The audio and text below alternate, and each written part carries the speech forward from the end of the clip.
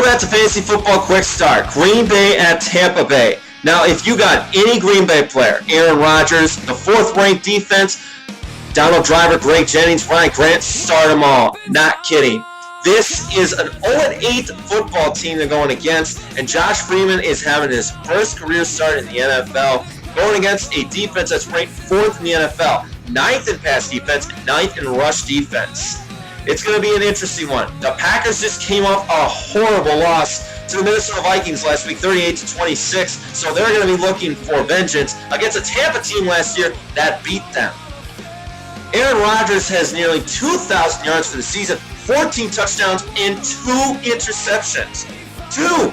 Ryan Grant, 525 yards, 5 touchdowns. I wouldn't really recommend Ryan Grant to start. Even though this defense is ranked 30th, Ryan Grant is just not producing enough for the Green Bay Packers. So if you got a flex option in mind, I would even take a shot on Ahman Green. Even though he's only doing kickoff returns, it might be a good idea to have him in just in case. Not only that, wide receiver Donald Driver. You got Driver, start him immediately. The guy has been going off lately. 542 yards for the season, 3 touchdowns. Greg Jennings has nearly 490 yards for the season, so you got to start that Packers wide receiver core. So between Jennings or Driver. Tight end Donald Lee, doing okay, but I would be looking at a flex option for Spencer Havener.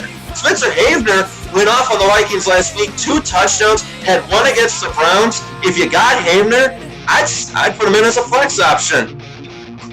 Also start the Packers defense. As I mentioned before, 4th in the NFL.